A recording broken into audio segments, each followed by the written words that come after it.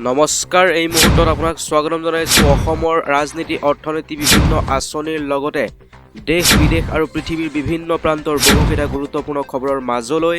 আৰু আহক এতিয়া আমি খবৰসমূহৰ ফালে আগবাঢ়ো। দিবলৈ ওলাইছোঁ প্ৰথমটো গুৰুত্বপূৰ্ণ খবৰ, হিমন্ত বিশ্ব শৰ্মাৰ গুৰুত্বপূৰ্ণ ফেচবুক লাইভ আৰু ফেচবুক লাইভ যোগে তেখেতে অসমৰ মহিলাসকলৰ বাবে দিলে এক গুৰুত্বপূৰ্ণ খবৰ। 10 মাৰ্চৰ দিনৰ 10:30 বজাত অৰুণোদয় হিতাধিকাৰীয়ে পাব 9,000কৈ টকা। হিমন্ত বিশ্ব শৰ্মাৰ গুৰুত্বপূৰ্ণ ফেচবুক লাইভ আৰু লাইভ যোগে তেখেতে এই কথা জনালে অসমৰ মুখ্যমন্ত্ৰী হিমন্ত বিশ্ব শৰ্মাই গুৰুত্বপূৰ্ণ ঘোষণা কৰিছে ফেচবুক লাইভ যোগে। 10 মাৰ্চৰ দিনৰ 10:30 অৰুণোদয় হিতাধিকাৰীয়ে পাব 9,000কৈ টকা। কিন্তু তাৰ লগতে ঘোষণা কৰিলে কেইবাটাও গুৰুত্বপূৰ্ণ কথা। জন আশীৰ্বাদ যাত্ৰাৰ পূৰ্বে মুখ্যমন্ত্ৰীৰ বিশেষ ফেচবুক লাইভ। 10 মাৰ্চৰ দিনৰ 10:30 বজাত অৰুণোদয় হিতাধিকাৰীয়ে পাব 9,000কৈ টকা। ৰাজ্যৰ 40 লাখ মহিলাই একাউণ্ট যোগে লাভ কৰিব এই ধন। ৰাজ্যৰ প্ৰতিটো গাঁও পঞ্চায়তৰ BTCৰ VCDC আৰু নগৰ এলেকাত হ'ব বিশেষ সভা। ৰাজ্যৰ প্ৰতিটো গাঁও পঞ্চায়ত BTCৰ VCDC আৰু নগৰ এলেকাত হ'ব বিশেষ সভা।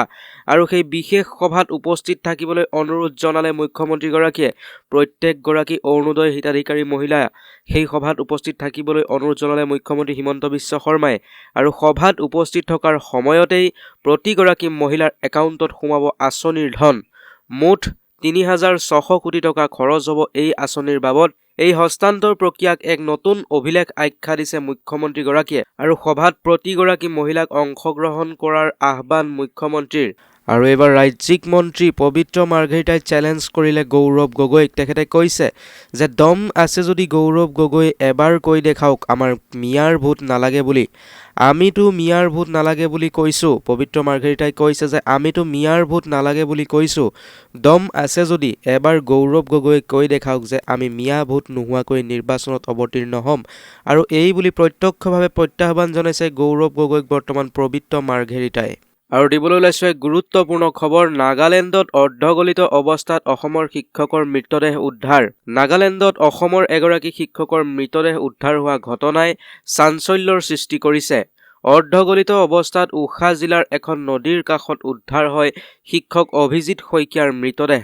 ঘটনাটোৱে বৰ্তমান সমগ্ৰ তিতাবৰত সৃষ্টি কৰিছে তীব্ৰ প্ৰতিক্ৰিয়াৰ। উল্লেখ্য যে নাগালেণ্ডৰ উখা জিলাৰ জৱাহৰ নবোদয় বিদ্যালয়ত অংকৰ শিক্ষক হিচাপে কৰ্মৰত আছিল অভিজিত শইকীয়া। শিক্ষক অভিজিত শইকীয়াৰ ঘৰ তিতাবৰৰ বিবিজানত বুলি জানিব পৰা গৈছে। আৰু বিগত কিছুদিনৰ পৰা সন্ধানহীন হৈ আছিল শিক্ষক অভিজিত শইকীয়া।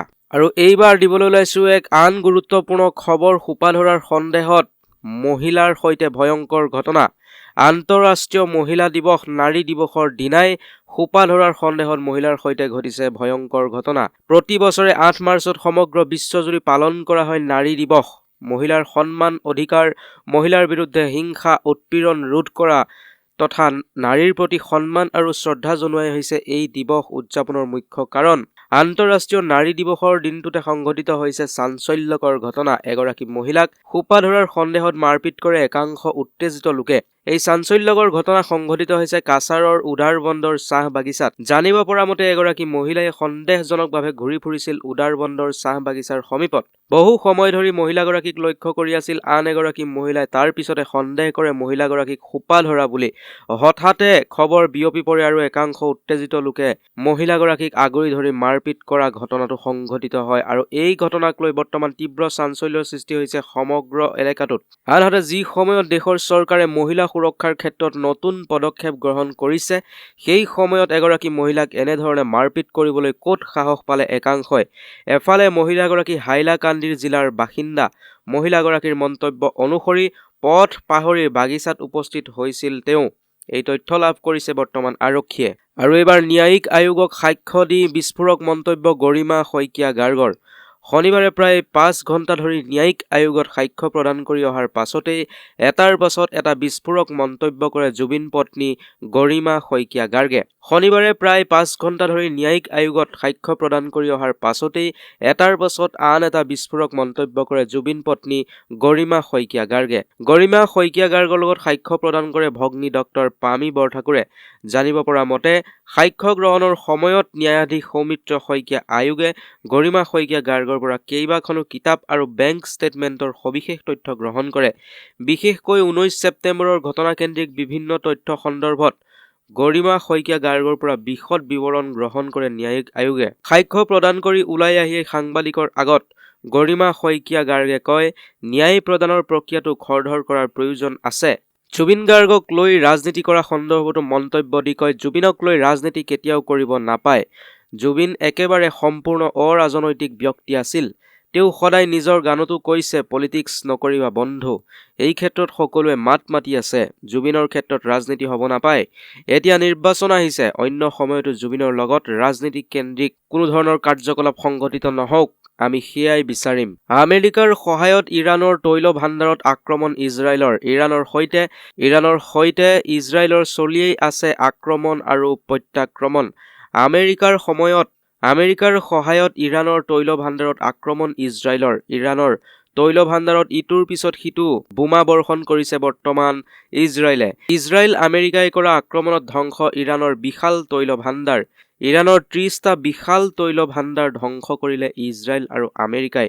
আৰু এই বোমা বিস্ফোৰণত বৰ্তমান 20 ইৰাণী নাগৰিকৰ মৃত্যুৰ খবৰ আহি পৰিছে। অহা 15 বছৰলৈকে BTCত মই শাসন কৰিম আৰু এই মন্তব্য কৰিছে হাগ্ৰামা মহিলাৰে। BTC প্ৰধান হাগ্ৰামা মহিলাৰীৰ গুৰুত্বপূৰ্ণ মন্তব্য, অহা 15 বছৰলৈকে BTCত মই শাসন কৰিম। BTCৰ BPF দলৰ মুৰব্বী হাগ্ৰামা মহিলাৰীয়ে শুক্ৰবাৰে এক ডাঙৰ ঘোষণা কৰে। তেওঁ অতি আত্মবিশ্বাসেৰে কয় যে আগন্তুক অন্ততঃ 15 বছৰৰ বাবে বড়োলেণ্ড আঞ্চলিক পৰিষদৰ নেতৃত্বত কেৱল মোৰ হাততেই থাকিব। BTCৰ BPF দলৰ মুৰব্বী হাগ্ৰামা মহিলাৰীৰ গুৰুত্বপূৰ্ণ ঘোষণা। বাক্সা জিলাৰ নিমুৱাত BPF দলৰ পৰা আয়োজন কৰা দিছপুৰ চলো কাৰ্যসূচী এখন বিশাল জনসভাত ভাষণ দি এই মন্তব্য কৰিছে বৰ্তমান হাগ্ৰামা মহিলাৰীয়ে। মহিলাৰীৰ এই ভাষণৰ পিছতেই BTCৰ ৰাজনৈতিক মহলত আলোড়নৰ সৃষ্টি কৰিছে। মিত্ৰতা এতিয়া সুদূৰ পৰাহত। নিশা অখিল গগৈলৈ এটা বিশেষ ফোন, তাৰ পিছতে ছচিয়েল মিডিয়াত পোষ্ট, সৰ্বশেষ চেষ্টাও ব্যৰ্থ। 2024 বিধানসভা নিৰ্বাচনৰ পূৰ্বে কংগ্ৰেছৰ সৈতে ৰাইজৰ দলৰ মিত্ৰতা এতিয়া সুদূৰ পৰাহত। তাৰিখৰ পিছত তাৰিখ দিয়া অখিল গগৈৰ শেষ চেষ্টাও ব্যৰ্থ হ'ল। মিত্ৰতাত চেঁচা পানী পৰাৰ পিছত এতিয়া অকলশৰে বিধানসভা নিৰ্বাচনত অৱতীৰ্ণ হ'ব অখিল গগৈৰ দল। কংগ্ৰেছ আৰু ৰাইজৰ দলৰ মাজত মিত্ৰতাক লৈ দীৰ্ঘদিন ধৰি চলি আহিছিল জল্পনা কল্পনা। তাৰ মাজতে ৰাইজৰ দলৰ সৈতে মিত্ৰতাক লৈ গৌৰৱ গগৈৰ অনীহাৰ ইংগিত পোৱা গৈছিল। তথাপিও এটা ক্ষীণ আশালৈ চেষ্টা চলাই গৈছিল অখিল গগৈয়ে, কিন্তু অৱশেষত সেয়া নহলগৈ। মিত্ৰতাৰ পৰা আঁতৰি অহাৰ সিদ্ধান্ত ল'লে অখিল গগৈয়ে। শুক্ৰবাৰে নিশা লাভ কৰা এটা ফোন কলৰ পিছতেই অখিল গগৈয়ে সামাজিক মাধ্যমত লিখিলে, সৰ্বশেষ চেষ্টাও ব্যৰ্থ হ'ল বুলি। নিশা ফোন কলটোত অখিল গগৈক জনালে কংগ্ৰেছে আৰু সমষ্টি এৰি নিদিয়ে গগৈক। আৰু ইয়াৰ পাছতে অখিল গগৈ সামাজিক মাধ্যমত এটা পোষ্ট কৰে। উল্লেখ্য যে কেইদিনমান পূৰ্বে ৰাইজৰ দলে ঘোষণা কৰিছিল 11জনীয়া প্ৰাৰ্থী তালিকা। অখিল গগৈক গুৰুত্ব নিদিয়াকৈ কংগ্ৰেছে প্ৰথমখন প্ৰাৰ্থী তালিকা ঘোষণা কৰাৰ পিছতে ৰাইজৰ দলেও ঘোষণা কৰিছিল প্ৰথমখন প্ৰাৰ্থী তালিকা। অৱশ্যে সেই তালিকাত কংগ্ৰেছৰ সৈতে বুজাবুজি কৰাৰ সম্ভাৱনা থকা সমষ্টিত প্ৰাৰ্থিত্ব প্ৰদান কৰা নাছিল ৰাইজৰ দলে। আনকি অখিল গগৈৰ নিজৰ নামো নাছিল সেই প্ৰাৰ্থী তালিকাত। অৰ্থাৎ তেতিয়াও কংগ্ৰেছৰ সৈতে মিত্ৰতাৰ আশাত আছিল অখিল গগৈ, কিন্তু সেই আশাও এতিয়া নিৰ্বাপিত হ'ল। আৰু ইয়াৰ পিছতে ৰাইজৰ দলৰ সভাপতি অখিল গগৈয়ে গুৰুত্বপূৰ্ণ মন্তব্য কৰিছে, ৰাইজৰ দল এটা স্বতন্ত্ৰ দল, মই কাৰো ওচৰত আত্মসমৰ্পণ নকৰোঁ, মিত্ৰতাৰ বাবে বিবেক বিক্ৰী কৰিব বিচৰা নাই। আৰু এই ধৰণে বৰ্তমান মন্তব্য কৰা দেখিবলৈ পোৱা গৈছে অখিল গগৈক। আৰু এতিয়াৰ বাবে গুৰুত্বপূৰ্ণ খবৰ আছিল ইমানেই। যদি খবৰসমূহ আপোনালোকে গুৰুত্বপূৰ্ণ বুলি ভাবে তেতিয়াহ'লে খবৰসমূহ আপোনালোকে সদায় চাই থাকিব বিচাৰে তেতিয়াহ'লে চেনেলটো ছাবস্ক্ৰাইব কৰি ল'ব, ভিডিঅ'টো লাইক কৰিব। শেষলৈকে চোৱাৰ বাবে ধন্যবাদ।